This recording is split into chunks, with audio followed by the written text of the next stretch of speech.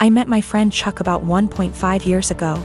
We were both part of an online local group for single parents, and eventually met offline with other group parents. I have known Britt since high school.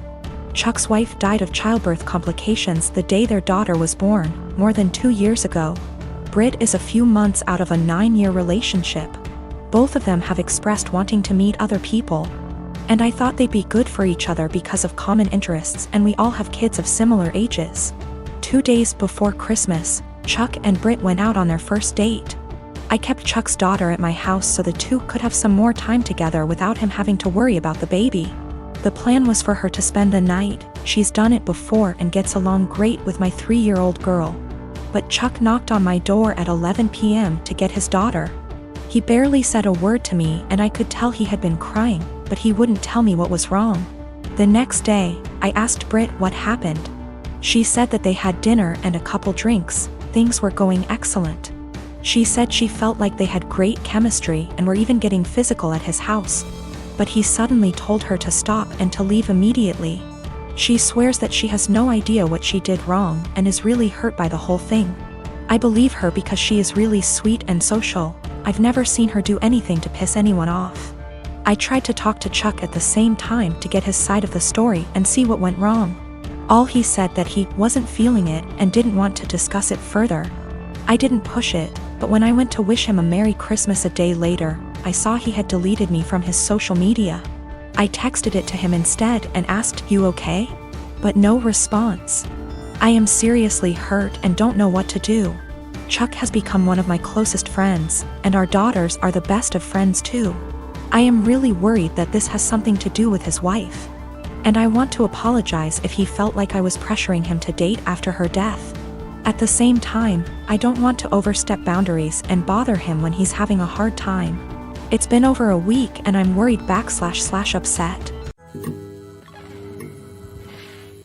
My sister is severely autistic.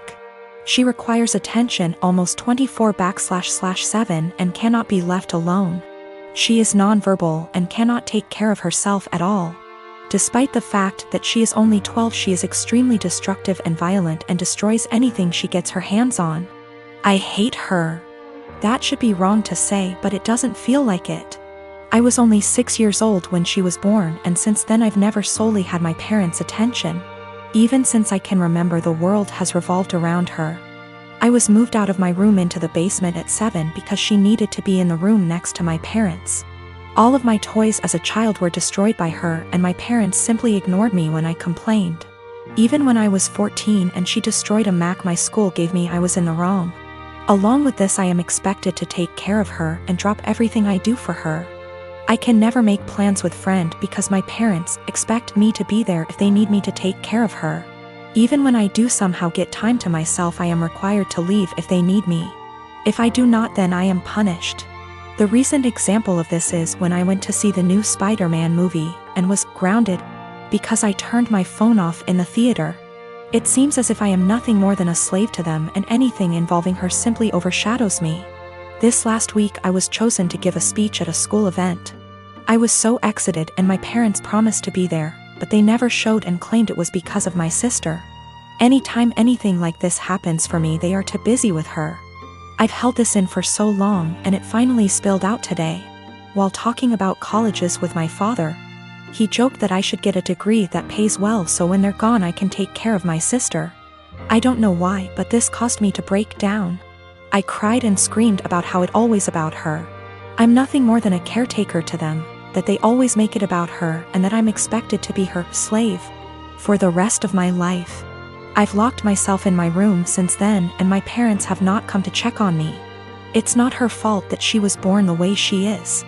My parents came to talk to me a while after my breakdown, but I was unable to bring myself to talk to them and only cried and asked them to leave.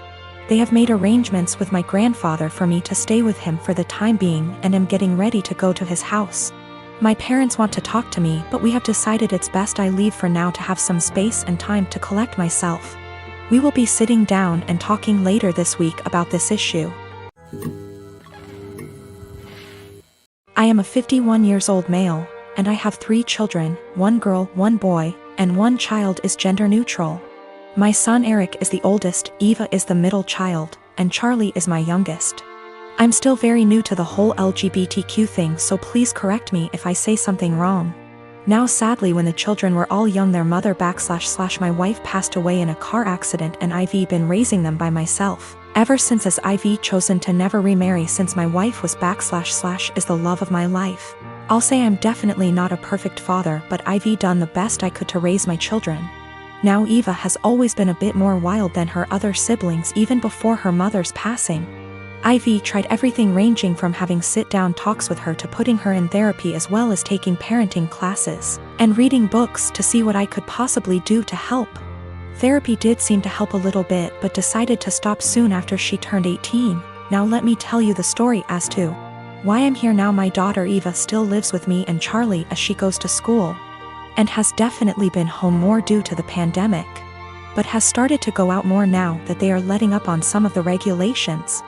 Now I was out getting dinner with an old high school buddy of mine when I get a panicked call from my son, who had been at my house hanging out with his siblings. To summarize what he told me, he got into an argument with Eva and Charlie sided with him. Eva became very volatile and even called Charlie a slur, which is a big hell no for me.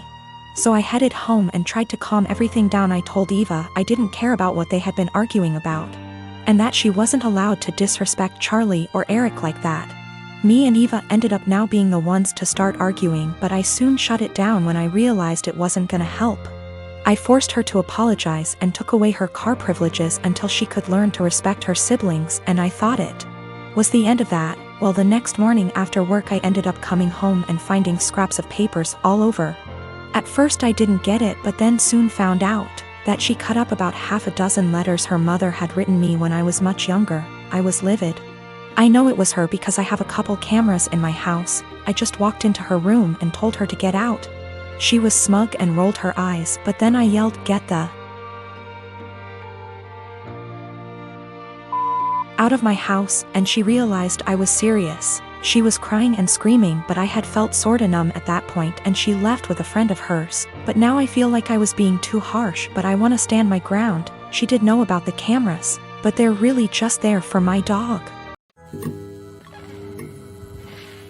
My husband Nick was married to his first wife Vanessa for 5 years, and they had 2 amazing kids, Luke and Lila. Sadly, Vanessa died in an accident 11 years ago when the kids were very young. I started dating Nick 8 years ago, and we started off very slowly for obvious reasons.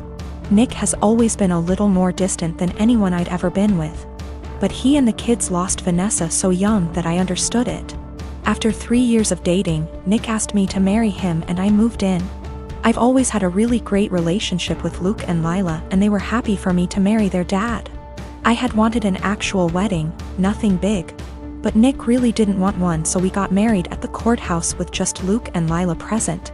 We had a really fast engagement, but it worked for all of us. I have loved being Luke and Lila's stepmom and officially adopted them after I found out I was pregnant with our son, Casey.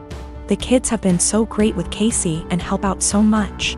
Nick was wonderful during the pregnancy and had always been a really loving dad and husband.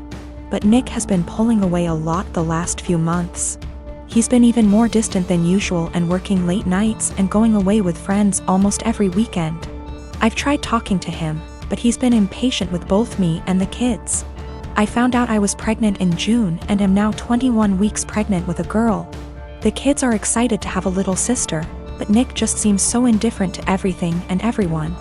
He's been missing soccer games, Lila's birthday, doctor's appointments, etc. Casey is too young to notice, but Luke and Lila are so hurt by their dad's absence. These kids are so good and they lost their mom so young, and I'm infuriated that Nick is ignoring the kids like this.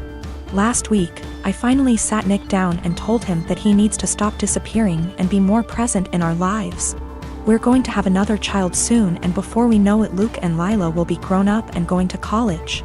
After an hour of arguing, he screamed at me that he wished Vanessa was still alive and that I had switched places with her and died instead.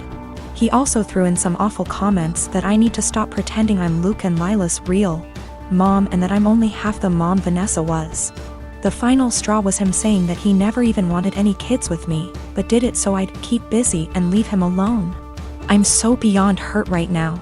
I know I'm just his second choice.